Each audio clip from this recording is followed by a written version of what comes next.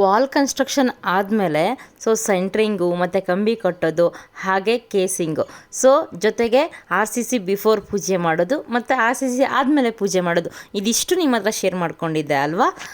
Hi my beautiful viewers, ಎಲ್ಲರೂ ಹೇಗಿದ್ದೀರಾ? Video ಬಂದು ಕೂಡ RCC ಅಂದರೆ ಮೋಲ್ಡ್ಗೆ ಸಂಬಂಧಪಟ್ಟಂತೆ ಆಗಿರುತ್ತೆ. ನಾನು ಆಗಲೇ ಹೇಳ್ದಂಗೆ ಕಂಪ್ಲೀಟಾಗಿ ವಾಲ್ ಕನ್ಸ್ಟ್ರಕ್ಷನ್ ಆದಮೇಲೆ ಏನೇನೆಲ್ಲ ಸ್ಟೆಪ್ ಫಾಲೋ ಮಾಡಬೇಕು ಅಂತ ಸತತ 3 ವಿಡಿಯೋಗಳಿಂದ ಅಪ್ಲೋಡ್ ಮಾಡಿದ್ದೆ. ನೀವೆಲ್ಲರೂ ನೋಡಿದ್ರಿ, ಒಳ್ಳೆ ಪ್ರೋತ್ಸಾಹ ಕೂಡ ಕೊಟ್ಟಿದ್ದೀರಾ. Thank you so much.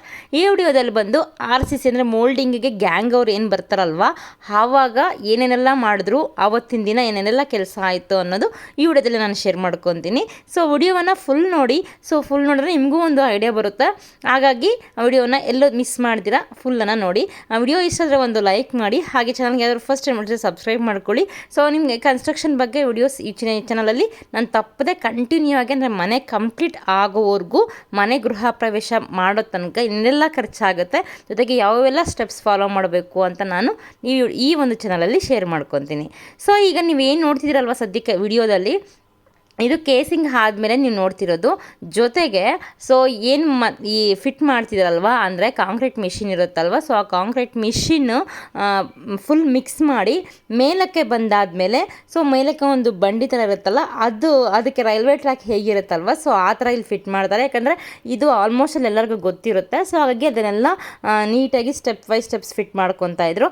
ಇಲ್ಲಿ ಬಂದು ಕಾಂಕ್ರೀಟ್ ಮಿಷಿನ್ ಇದೆಯಲ್ವ, ಇದನ್ನೆಲ್ಲ ಅವರು ಡೀಸೆಲೆಲ್ಲ ಹಾಕಿ ನೀಟಾಗಿ ಫಿಟ್ ಮಾಡ್ಕೊತಾರೆ.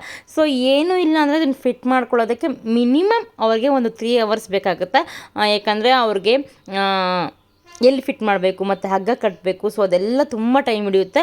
ಇಲ್ಲಿ ಏನು ನೋಡ್ತಿದ್ದಲ್ವ ನೀವು, ಮಣ್ಣು ಹಾಕ್ತಿದಾರಲ್ಲ ಕಲಿಸ್ಬಿಟ್ಟು, ಇದೇನೂ ಇಲ್ಲ.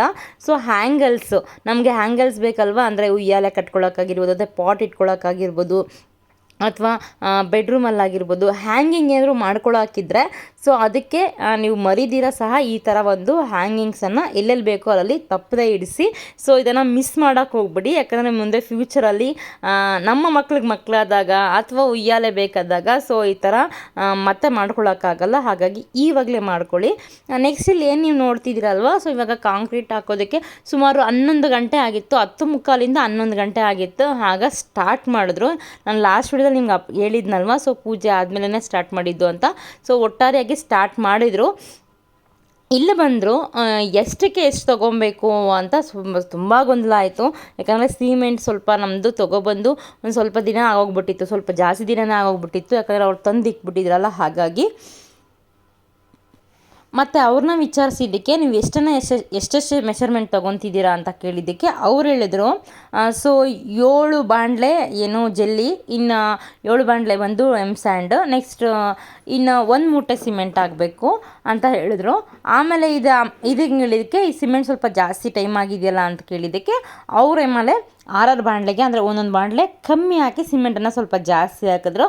ನೆನಪಿರಲಿ, ಸಿಮೆಂಟ್ ಎಷ್ಟು ಜಾಸ್ತಿ ಹಾಕಿದ್ರೆ ಅಷ್ಟು ಕ್ರ್ಯಾಕ್ಸ್ ಬರುತ್ತಂತೆ. ಇದು ಅಲ್ಲಿ ನಮಗಾಗಿದ್ದ ಅನುಭವ. ಸ್ವಲ್ಪ ಒಂದೊಂದು ಬಾಣಲೆ ಸಿಮೆಂಟ್ ಎಕ್ಸ್ಟ್ರಾ ಆಗಿದ್ದಕ್ಕೆ ಕಾಂಕ್ರೀಟ್ ಆಗ್ತಾನೆ ಸಿಮೆಂಟ್ ಅಂದರೆ ಕ್ರ್ಯಾಕ್ಸ್ ಬಿತ್ತು. ಯಾಕೆ ಆ ಥರ ಅಂತ ಕೇಳಿದ್ದಕ್ಕೆ ಸಿಮೆಂಟ್ ಮೆಜರ್ಮೆಂಟ್ ಏನಿದೆಯೋ ಅದೇ ಮೆಜರ್ಮೆಂಟ್ ಹಾಕಬೇಕು ಅಂತ ಹೇಳಿದ್ರು. ಆವಾಗಲೇ ನಮಗೂ ಕೂಡ ಗೊತ್ತಾಗಿದ್ದು, ಸಿಮೆಂಟ್ ಕೂಡ ಜಾಸ್ತಿ ಹಾಕಬಾರ್ದು. ಕೆಲವೊಬ್ರು ಅನ್ಕೊತಾರೆ ಸಿಮೆಂಟ್ ಜಾಸ್ತಿ ಹಾಕಿದ್ರೆ ಸ್ಟ್ರಾಂಗ್ ಜಾಸ್ತಿ ಬರುತ್ತೆ ಅಂತ. ನಿಜವಾಗ್ಲೂ ಅದು ತಪ್ಪು ಅಭಿಪ್ರಾಯ. ಯಾಕಂದರೆ ಇವಾಗ ನಮಗೆ ಎಷ್ಟು ಹೊಟ್ಟೆ ಆಗುತ್ತೋ ಅಷ್ಟೇ ತಾನೇ ತಿಂದರೆ ಇದು ಅದೇ ಥರನೇ. ಕಾಂಕ್ರೀಟ್ಗೂ ಅಷ್ಟೇ, RCCಗೂ ಅಷ್ಟೇ, ಯಾವ ಮೆಜರ್ಮೆಂಟ್ಗೆ ಎಷ್ಟೆಷ್ಟು ತೊಗೊಬೇಕು ಅದು ಅಷ್ಟೆಷ್ಟು ತೊಗೊಂಡ್ರೆ ಅದಕ್ಕೆ ಒಳ್ಳೆಯದು. ಅದಕ್ಕಿಂತ ಜಾಸ್ತಿ ತೊಗೊಂಡ್ರೆ ಹೆಚ್ಚು ಕಡಿಮೆ ಆಗೋ ಚಾನ್ಸಸ್ ಇರುತ್ತೆ.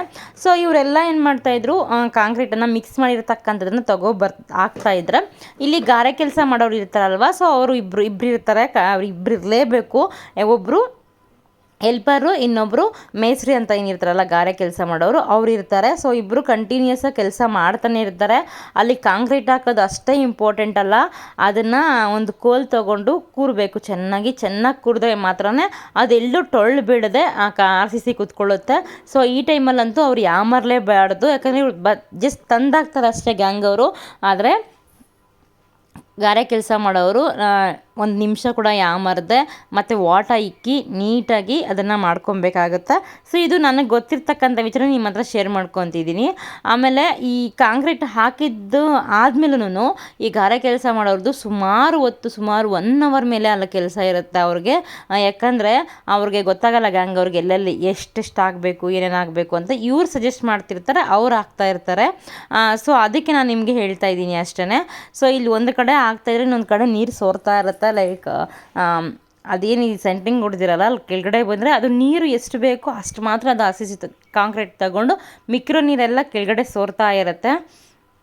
ಸೊ ಇಲ್ಲಿಬ್ಬರು ಹುಡುಗರು ಇರ್ತಾರೆ ಮೇಲೆ, ಸೊ ಅವರು ಇದನ್ನೇ ಸಪ್ಲೈ ಮಾಡ್ತಿರ್ತಾರೆ. ಮಿಕ್ಕಿದವರೆಲ್ಲ ಕೆಳಗಡೆನೆ ಅದೇನು ಮೆಟೀರಿಯಲ್ಸ್ ಇರುತ್ತಲ್ಲ ಅದನ್ನೆಲ್ಲನೂ ಆ ಮಿಷಿನ್ಗೆ ಹಾಕ್ತಾ ಇರ್ತಾರೆ. ಮುಂದಿನ ವಿಡಿಯೋದಲ್ಲಿ ನಾನು ಮೋಲ್ಡ್ಗೆ ಎಷ್ಟು ಖರ್ಚಾಯಿತು, ಅಂದರೆ ಸೆಂಟ್ರಿಂಗ್ಗೆ ಎಷ್ಟು ಖರ್ಚಾಯಿತು, ಮತ್ತು ಕಂಬಿಗೆ ಎಷ್ಟು ಕಂಬಿ ಹಿಡಿಸ್ತು, ಜೊತೆಗೆ ಕೇಸಿಂಗ್ ಮೆಟೀರಿಯಲ್ಸ್ ಎಷ್ಟು, ಜೊತೆಗೆ ಕೇಸಿಂಗ್ ಅವ್ರಿಗೆ ಅಂದರೆ ಅಮೌಂಟ್ ಕೊಡ್ತಾರಲ್ವ ಸೊ ಅದೆಷ್ಟು, ಜೊತೆಗೆ ಈ ಗ್ಯಾಂಗ್ ಅವ್ರಿಗೆ ಎಷ್ಟು ಅಮೌಂಟು, ಮತ್ತು ಪೂರ್ತಿ ಡೀಟೇಲಾಗಿ ಅಂದರೆ ಆವತ್ತಿನ ದಿನ ಊಟದ ಖರ್ಚಿಂದ ಪ್ರತಿಯೊಂದು ಸಹ ನೆಕ್ಸ್ಟ್ ಅಪ್ಕಮಿಂಗ್ ನೆಕ್ಸ್ಟ್ ವಿಡಿಯೋದಲ್ಲಿ ನಾನು ಶೇರ್ ಮಾಡ್ಕೊತೀನಿ. ಆವಾಗ ನಿಮಗೆ ಅಂದಾಜು ಗೊತ್ತಾಗ್ಬಿಡುತ್ತೆ. ಸೊ ಎಷ್ಟಿದ್ದರೆ ಮೋಲ್ಡ್ ಹಾಕಬಹುದು ಅಂತ, ಅಂದರೆ 9.5 ಚದರ ಮನೆಗೆ ಎಷ್ಟು ದುಡ್ಡಿದ್ರೆ ಮೋಲ್ಡ್ ಆಗಬಹುದು ಅಂತ ಆ ಒಂದು ವಿಡಿಯೋ ನೋಡಿದ್ರೆ ನಿಮಗೆ ಅಂದಾಜು ಗೊತ್ತಾಗ್ಬಿಡುತ್ತೆ. ಅದರಿಂದ ಒಂದು 20-30 ಸಾವಿರ ಎಕ್ಸ್ಟ್ರಾ ಅಥವಾ ಇಟ್ಕೊಂಡ್ರೆ ಒಳ್ಳೆಯದು. ಯಾಕಂದರೆ ಖರ್ಚು ಅಂತ ಬಂದಾಗ ನಾವು ಮಾಡಿಸ್ತಕ್ಕಂಥ ಮೆಟೀರಿಯಲ್ ಮೇಲೆ ಡಿಪೆಂಡ್ ಆಗುತ್ತೆ. ಅದಕ್ಕೆ ಒಂದು ಸ್ವಲ್ಪ ಹೆಚ್ಚು ಕಡಿಮೆ ಇಟ್ಕೊಂಡ್ರೆ ನಿಮಗೆ ಗೊತ್ತಾಗ್ಬಿಡುತ್ತೆ. ಸೊ ಅದಕ್ಕೆ ಹೇಳ್ತಿದ್ದೀನಿ ನಿಮಗೆ, ಯಾಕಂದರೆ ನನಗೆ ಈ ಥರ ಪಿನ್ ಟು ಪಿನ್ ಡೀಟೇಲ್ಸ್ ಕೊಡ್ತಕ್ಕಂಥ ವಿಡಿಯೋ ಯೂಟ್ಯೂಬಲ್ಲಿ ಸಿಗಲೇ ಇಲ್ಲ. ನಾನು ನೋಡಿದೆ, ಆದರೆ ಈ ಮೆಜರ್ಮೆಂಟ್ಗೆ ಇಷ್ಟು ಅಮೌಂಟ್ ಆಗುತ್ತೆ ಅಂತ ನನಗೆ ಸಿಗಲಿಲ್ಲ.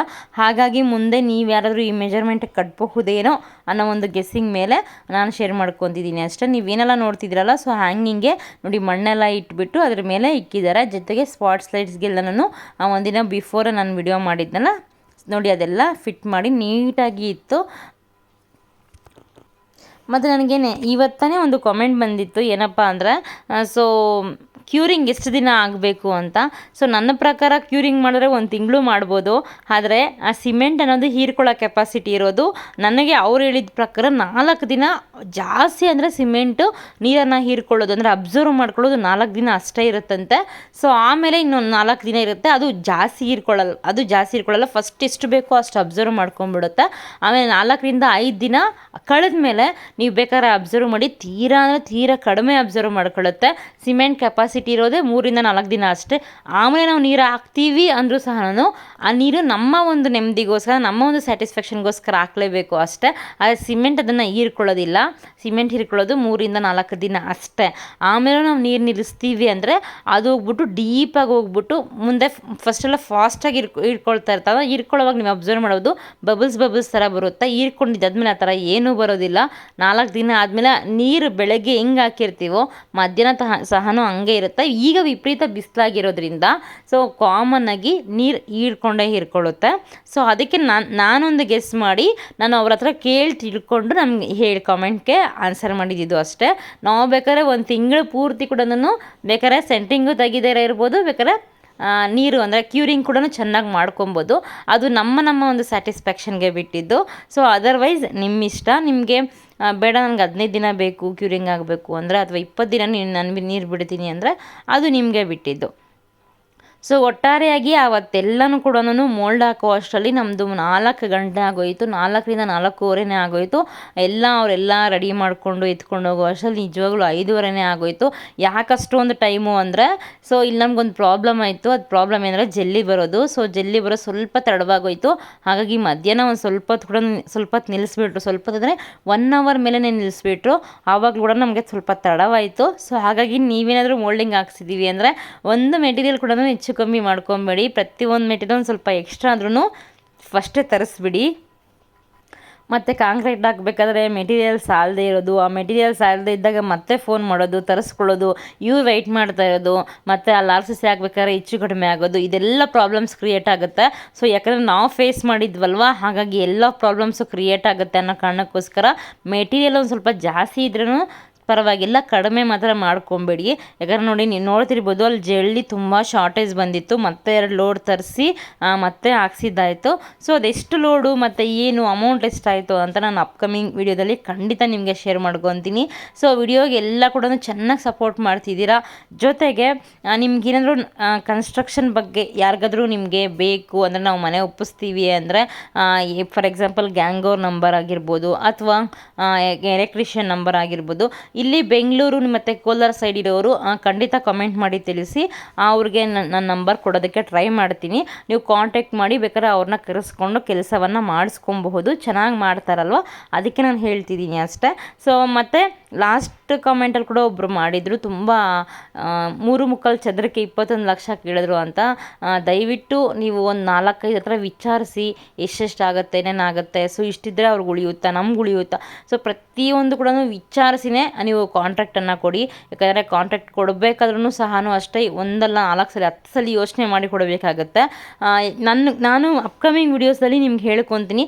ಎಕ್ಸ್ಪೆಷಲಿ ಮನೆ ಫಿನಿಶ್ ಆದಮೇಲೆ ಸೊ ಕಾಂಟ್ರಾಕ್ಟರು ನಮ್ಮ ಹತ್ರ ಏನೇನೆಲ್ಲ ಮಾತಾಡಿದ್ರು ಮತ್ತು ನಾವು ಎಷ್ಟು ಅಮೌಂಟ್ ಕೊಟ್ವಿ, ಸೊ ಇದನ್ನೆಲ್ಲ ಕೂಡ ನಾನು ನಿಮ್ಮ ಹತ್ರ ಶೇರ್ ಮಾಡ್ಕೊತೀನಿ. ಆವಾಗ ನಿಮಗೆ ಒಳ್ಳೊಳ್ಳೆ ಐಡಿಯಾಗಳು ಬರುತ್ತೆ, ಜೊತೆಗೆ ನೀವು ಮನೆ ಕಟ್ಕೊಳ್ಳೋದಕ್ಕೆ ಯೂಸ್ ಆಗುತ್ತೆ. ಸೊ ಫ್ರೆಂಡ್ಸ್, ಮತ್ತು ಮುಂದಿನ ವಿಡಿಯೋಗಳಲ್ಲಿ ಕಂಬಿ ಇರುತ್ತಲ್ವ, ಸೊ ಕಂಬಿ ಗ್ರೇಡು, ಸೊ ಗ್ರೇಡ್ ಬಗ್ಗೆ ಕೂಡ ನಿಮಗೆ ಹೇಳಬೇಕು ಅಂತ ಅಂದ್ಕೊಂಡಿದ್ದೆ. ನಾನು ಒಂದು ಸ್ವಲ್ಪ ಡಿಸ್ಕಸ್ ಮಾಡಿ ವಿಚಾರಗಳನ್ನು ಶೇಖರಣೆ ಮಾಡಿ ಇಟ್ಟಿದ್ದೀನಿ. ಸೊ ಆ ಶೇಖರಣೆ ಮಾಡಿ ಇಟ್ಟು ನಿಮಗೆ ಕಂಬಿ ಗ್ರೇಡ್ ಬಗ್ಗೆ ಕೂಡ ಮುಂದಿನ ವಿಡಿಯೋಗಳಲ್ಲಿ ತಿಳಿಸೋದಕ್ಕೆ ಪ್ರಯತ್ನ ಪಡ್ತೀನಿ. ಸೊ ಈಗೇನು ನೋಡ್ತಿದ್ದೀರಲ್ಲ ನೀವು, ಕಂಪ್ಲೀಟಾಗಿ RCC ಆದಮೇಲೆ ನೆಕ್ಸ್ಟ್ ಡೇ ನಾನು ವಿಡಿಯೋ ಮಾಡ್ತಿರೋದು. ನೆಕ್ಸ್ಟ್ ಡೇ ಚಿಕ್ಕ ಕಟ್ಟೆ ಥರ ಕಟ್ತಾರಲ್ವ, ಅದೆಲ್ಲ ಕಟ್ತಾ ಇರಬೇಕಾದ್ರೆ ನಾನು ಅಲ್ಲಿಗೆ ಹೋಗಿದ್ದೆ. ಸೊ ಆವಾಗ ನಾನು ಮಾಡ್ತಾ ಇರೋದು. ಸೊ ಕಂಪ್ಲೀಟಾಗಿ ಆಗಿತ್ತು. ಸೊ ಇವಾಗ ಕಟ್ಟೆ ಕಟ್ಟೋದು ರೀಸನ್ ಏನು ಅಂದರೆ, ಸೊ ನೀರು ನಿಲ್ಲಬೇಕಲ್ವ, ನೀರು ನಿಂತಾಗ ಅದು ಸಿಮೆಂಟ್ ಹೀರ್ಕೊಳ್ಳಿ, ಕಾಂಕ್ರೀಟ್ ಹೀರ್ಕೊಳ್ಳಿ ಅನ್ನೋ ಕಾರಣಕ್ಕೋಸ್ಕರ ಸೊ ಕಟ್ಟೆಯನ್ನು ಕಟ್ಟಿದ್ರು. ನಾನು ಬೆಳಗಿನ ಜಾವ ಹೋಗಿರೋದ್ರಿಂದ ಸೊ ಆ ಥರ ಇತ್ತು. 9:30-10 ಗಂಟೆ ಆಗಿತ್ತು. ಸೊ ಕಟ್ಟಿದಾದಮೇಲೆ ಸೊ ನಾವೇನು ಮಾಡಿದ್ವಿ ಅಂದರೆ, ಅವ್ರು ಮಾರ್ನಿಂಗ್ 11 o'clock ಹಂಗೆ ಕಟ್ಟಿದ್ದು. ಸೊ ಸಂಜೆ 5:30ಗೆ ಸುಮ್ಮನೆ ಲೈಟಾಗಿ ನೀರು ಹಾಕಬೇಕಂತೆ. 5:30-6 ಗಂಟೆಗೆ ಲೈಟಾಗಿ ನೀರು ಹಾಕಬೇಕು. ಅಂದರೆ ಲೈಟಾಗಿ ಅಂದರೆ ಸುಮಾರಾಗಿ ಹಾಕಬೇಕು. ನೆಕ್ಸ್ಟ್ ಡೇ ಮಾರ್ನಿಂಗ್ ಬಂದು ಫುಲ್ಲು ಕಟ್ಟೆ ಎಷ್ಟಿರುತ್ತಲ್ಲ ಅಷ್ಟು ತುಂಬಕ್ಕೂ ಕೂಡ ನಿಲ್ಲಿಸ್ಬಿಡಬೇಕು, ನೀರು ನಿಲ್ಲಿಸ್ಬಿಡ್ಬೇಕಾದ್ರೆ ತುಂಬಕ್ಕೂ ಅಂತ ಹೇಳಿದ್ರು. ಸೊ ನಾವು ಅವ್ರು ಏನು ಹೇಳಿದ್ರಲ್ವ ಅದೇ ಪ್ರಕಾರ ನಾವು ಫಸ್ಟ್ ಹೋಗಿ ಕಮ್ಮಿ ನೀರು ಹಾಕಿಬಿಟ್ಟು, ಯಾಕಂದರೆ ಅದು ಸ್ವಲ್ಪ ಕಾಂಕ್ರೀಟಿನ ಒಣಗಬೇಕಲ್ವ. ಕೆಲವೊಬ್ರು ಏನು ಹೇಳ್ತಾರೆ ನೆಕ್ಸ್ಟ್ ಡೇ ಮಾರ್ನಿಂಗೇ ಹಾಕ್ಬಿಡಿ ಅಂತಾರೆ. ನೆಕ್ಸ್ಟ್ ಡೇ ಮಾರ್ನಿಂಗ್ ಹಾಕಕ್ಕೆ ಹೋಗ್ಬಿಡಿ, ಅದನ್ನು ಸ್ವಲ್ಪ ಒಣಗೋದಕ್ಕೆ ಬಿಟ್ಟಿದ್ದು ಆದಮೇಲೆ ಈ ಕಟ್ಟೆನ ಕಟ್ಟಿಸಿದ್ದಾದಮೇಲೆ ಒಂದು 6 to 7 hours ಆದಮೇಲೆ ಸ್ವಲ್ಪ ನೀರು ಬಿಟ್ಟು ಆಮೇಲೆ ನೆಕ್ಸ್ಟ್ ಡೇ ನೀವು ಫುಲ್ಲು ತುಂಬಿಸ್ಬೇಕು. ನಮಗೂ ಅವರು ಅದೇ ಥರ ಸಜೆಸ್ಟ್ ಮಾಡಿದ್ರು, ನಾವು ಅದೇ ಥರನೇ ಫಾಲೋ ಮಾಡಿದ್ವಿ. ಸೊ ಈಗ ಇನ್ನೂ 6 ದಿನ ಆಗಿದೆ, ಇವಾಗಲೂ ಕೂಡ ನೀರು ಬಿಡ್ತಾನೆ ಇದ್ದೀವಿ. ಯಾಕಂದರೆ ನಾವು 8 ದಿನ 10 ದಿನ ಫುಲ್ಲು ಬಿಡಬೇಕು ಅಂತ ಇನ್ನೂ ಬಿಡ್ತಾನೆ ಇದ್ದೀವಿ. ಸೊ ಇದಿಷ್ಟೇ ವಿಡಿಯೋ. ನಿಮ್ಗೆ ವಿಡಿಯೋ ಹೇಗನ್ನಿಸ್ತು ಅಂತ ತಪ್ಪದೆ ಕಾಮೆಂಟ್ ಮಾಡಿ ತಿಳಿಸಿ. ಮತ್ತು ಮುಂದೆ ವಿಡಿಯೋಗಳಲ್ಲಿ ಮೋಲ್ಡ್ಗೆ ಎಷ್ಟು ಖರ್ಚಾಯಿತು ಅಂತ ವಿಡಿಯೋ ಮಾಡ್ತೀನಿ. ಎಲ್ರಿಗೂ ಒಳ್ಳೆಯದಾಗಲಿ. ಬಾಯ್, ಟೇಕ್ ಕೇರ್, ಖುಷಿಯಾಗಿ.